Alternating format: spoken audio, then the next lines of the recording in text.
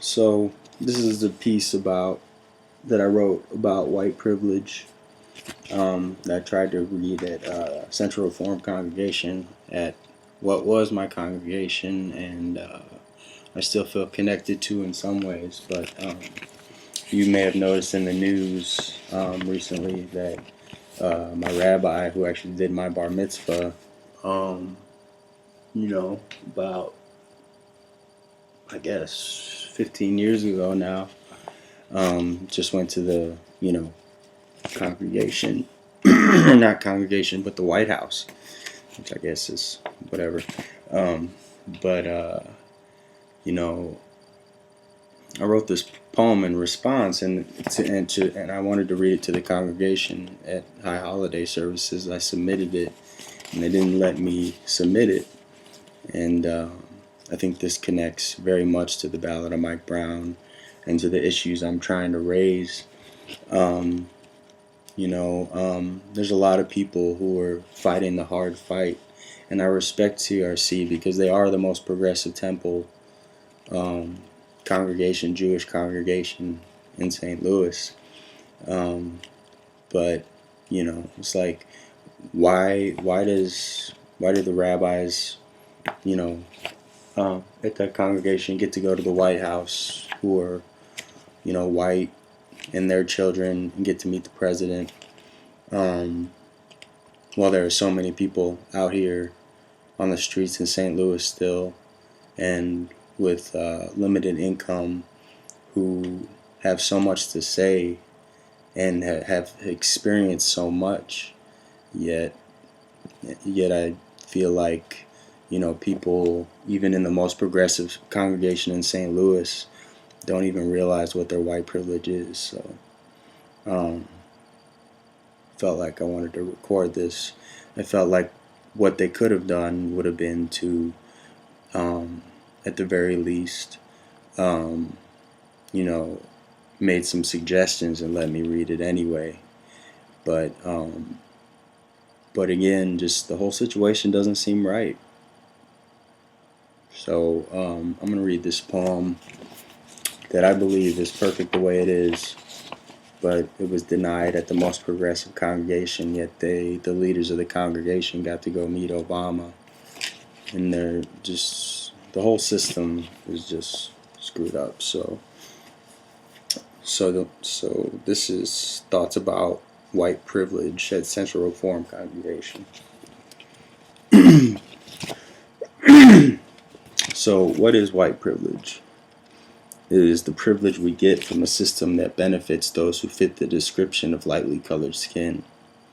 Some of those at the most progressive and inclusive congregation in St. Louis don't even know what white privilege is. And still, all I see physically and spiritually is whiteness, and the few blacks I see, I'm sure, can feel it. It's okay to be happy, but there's so much calamity and frustration among people and ideas, people that aren't free, even where they go to worship and try to be happy. So it's hard for me. It's not enough.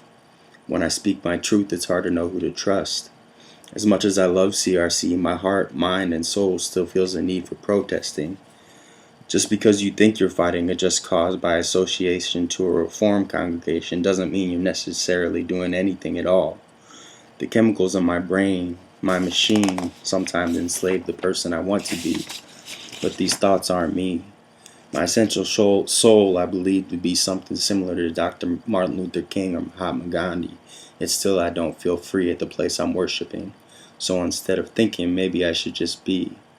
We're supposed to stand for the Shema, but today I don't feel like standing for anything. The God I believe in doesn't require me to stand if I feel like something is wrong with my allies in the place I worship. Protest, protest, protest is on my mind. Action instead of reaction, yet I'm reacting to Central Reform Congregation in the form of written action. Worlds are being created by words that are said, so I want to write and say the words that create a better life for future generations and for all of us. Keyword all of us in the present. This is tough love that I speak towards our congregation, but love indeed, for that was the beginning of creation. This is a world full of fools, myself at times I do include. Forgive all of us, God, because at times we know not what we do. When I listen to God, He tells me what's true. Sometimes I feel like happiness in our white skin is not appropriate when we're not acknowledging the oppression of the human race towards people with black skin because they have black skin. There are people dying on the street, and a lot of people in the congregation have so much money and time that they keep selfishly. How does this connect to reality? White privilege is running rampant when every day there are people of color out here dying on the street and other places too. That's just the way it is. Listening is hard for me.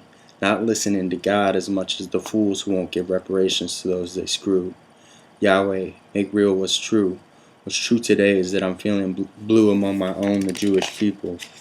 Please, God, give light and knowledge to those that know not what they do. We're not doing enough, and reparations are due. Marching for freedom. There's still too much whiteness, real apartheid in St. Louis, too much segregation, even in a congregation that prioritizes inclusion. There is still separation. There's too much unhealthiness. Why do I feel the need to protest? I feel the pain of the world in me, and even just in this city. It's so big to me, and people are so happy with who they are being, assuming that freedom is free when in reality it is not really. Sometimes we feel like we don't have to support black people with anything, when in reality, like Malcolm, we need to support them by any means necessary.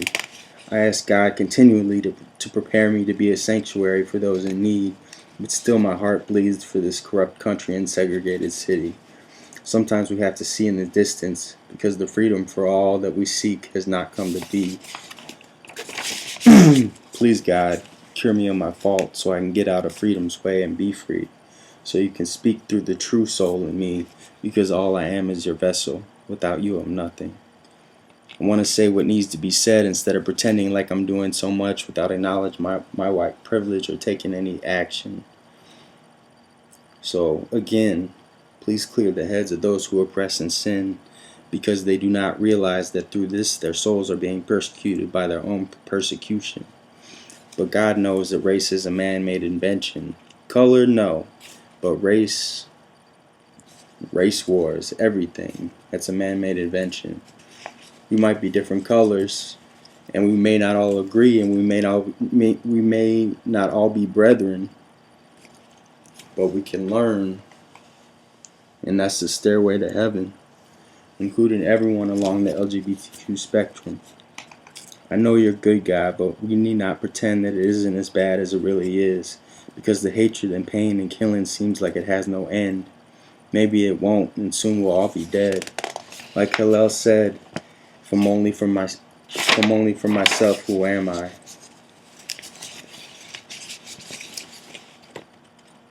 But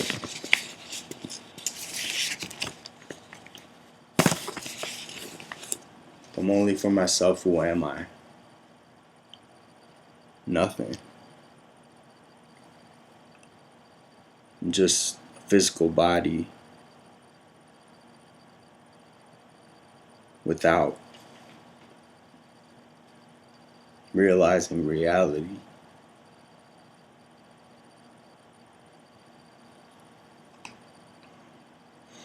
If I'm only for myself, who am I? That's a good question with which to end.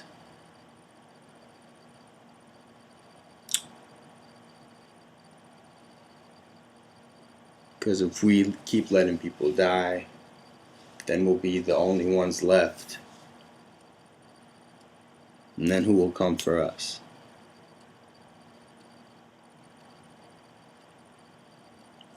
So that's why I felt like writing a letter to my congregation.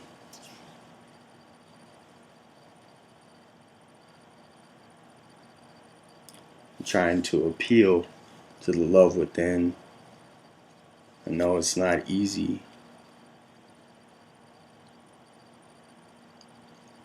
but I believe that's the only way we'll win. So, Central Reform Congregation, you do good work, but it's not enough. We have to do more. to alleviate the power controls of white privilege. And karma is real. And I try to have faith that one day the true soldiers of justice will be led to a different place in heaven. So, peace.